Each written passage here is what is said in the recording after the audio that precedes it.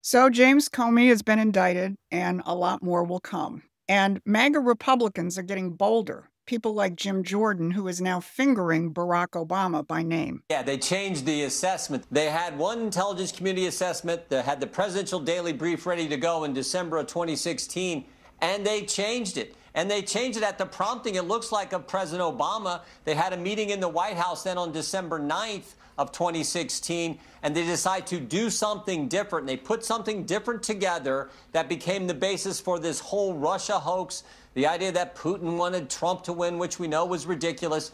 But they changed what the career people had put together. Again, it goes clear back to the campaign. They used the false dossier. The Clinton campaign hired Perkins Coie, who hired Fusion GPS, who hired a foreigner, Christopher Steele, who put together this garbage document that they used to get warrants to spy on a presidential campaign. Probably never happened in American history. So that was the beginning, and then they just keep progressing. They have bought into this narrative. They were going to make sure this was the narrative, even though the facts didn't support it. And they altered documents, altered the report to achieve the narrative that they had predetermined was going to be what they were going to use to undermine President Trump. And you can bet that the list of high-ranking American political leaders in the crosshairs is vast, and it's going to grow. But most people think this is mostly about partisan politics or paybacks, as Elon Musk did with his post yesterday. Now, I get it.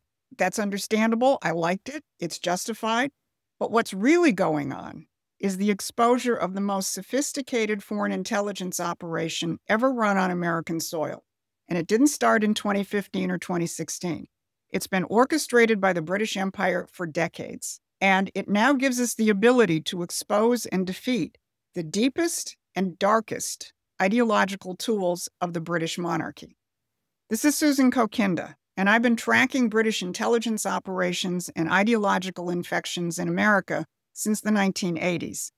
That's why I saw that Russiagate was not just a domestic or partisan issue, that it was coming from the highest levels of British intelligence, and it was launched because Trump threatens the core precepts of the British monarchy.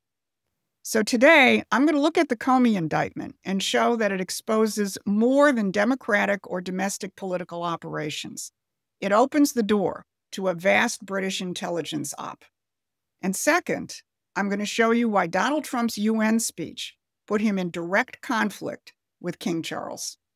Our police dossier, which is entitled, "It is the British Who Kill American Presidents," reveals that Christopher Steele was just one node in a massive network.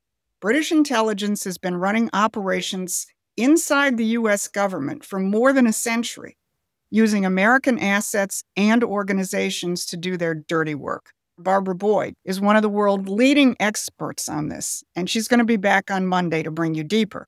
But if you haven't read our police dossier, now is the time to do it, because it not only traces the apparatus of full-spectrum political, judicial, and information warfare deployed against Trump, it takes you to the next level.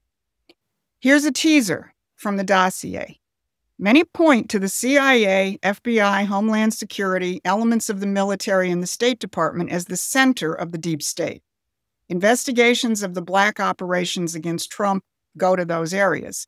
But Joe Biden's CIA Director William Burns and Sir Richard Moore, the head of the British Secret Intelligence Service, MI6, declared in a joint appearance on September 7, 2024, that there was absolutely no distinction between the two security services. They are one blob conducting operations based solely on who has the most assets in any geographical zone with the same mother. Now, this blob serves the international oligarchy, which is headquartered in the City of London. And as Cecil Rhodes declared more than a century ago, it sought to reabsorb the wayward, sovereign United States back into the British Empire. And here's why the Comey indictment matters. It's not just one corrupt official. It's pulling the thread which can expose the entire Anglo-American deep state apparatus. Jim Jordan fingering Obama isn't random. Obama was groomed by British-connected networks from his Harvard days forward. The indictments will follow the trail of everyone who participated in this foreign-run intelligence operation. But even if you understand this part of the story, here's what you don't know. What is it about Trump that so terrifies the British that they deployed their most sophisticated intelligence assets against him? Just take a look at Trump's UN speech. Many say rightly that it was a no-holds-barred attack on the UN and globalism. But there was something even more profound in it. It was a frontal assault on the premier pet projects of King Charles: green fascism and unfettered immigration. These are King Charles and the British Empire's two primary weapons for destroying sovereign nations. And in his UN speech, Donald Trump took on both. In closing, I just want to repeat that immigration and the high cost of so-called green renewable energy is destroying a large part of the free world and a large part of our planet. Countries that cherish freedom are fading fast because of their policies on these two subjects. You need strong borders and traditional energy sources if you are going to be great again. Now, Charles has spent his whole life building these two pillars of global control. Let's start with green fascism. The British royal family has been in the middle of the creation of the environmentalist movement. One notable point was the World Wildlife Fund created by Prince Philip in the early 1960s. A little later on, Charles championed the whole carbon hoax in the World Economic Forum. But if you go back even further, what you'll find is that the British royal family was one of the key sponsors of eugenics. And after World War II, they recognized they had to repackage it, and hence came the environmental movement. But these policies are not just scientific claptrap, which they are. They represent a fundamental assault on the ideas embedded in Genesis that man is made in the image of the Creator and must continue that creation and multiply and subdue the earth. The British royal family's outlook, and including the current king, are fundamentally pagan. If you don't believe me, check out the design that was on the invitation to King Charles' coronation. It's actually called the Green Man. And believe it or not, a practicing American-based pagan, a guy named Stephen Posh, observed that in King Charles, pagans not only have a so-called ecumenical king, but a, quote, pro-pagan monarch, unquote. Now, if this is blowing your mind like it should be, you need to subscribe to Promethean Action's newsletter. Most Americans have no idea they're watching a pagan king wage war on Christian civilization. But we've been on this case for decades, and we can give you what you need to fight this battle. And let's talk about Charles' so-called ecumenicism. This is the pathway to his other pet project, the spread of Islamic fundamentalism. We're going to put in the show notes an article which called the then Prince Charles of Arabia, and goes through the role of Charles and British intelligence in fostering radical Islamic fundamentalism. The article documents that Charles created Islamic centers across Britain, directly patronized by the British royal family, and that he worked very closely with Saudi Arabia when they were the main sponsors of Islamic terrorism. This is something that Trump shut down in his first administration when his first foreign visit was to Saudi Arabia, and he told them in no uncertain terms to stop supporting ISIS. So it's not surprising that many of our viewers from Britain do point to Charles as the patron of the mass Islamic migration, which is destabilizing their nation and other nations. And if you go back to Trump's UN speech, you'll see he directly attacked both of these pillars. He called the green ideology and unchecked mass migration evil.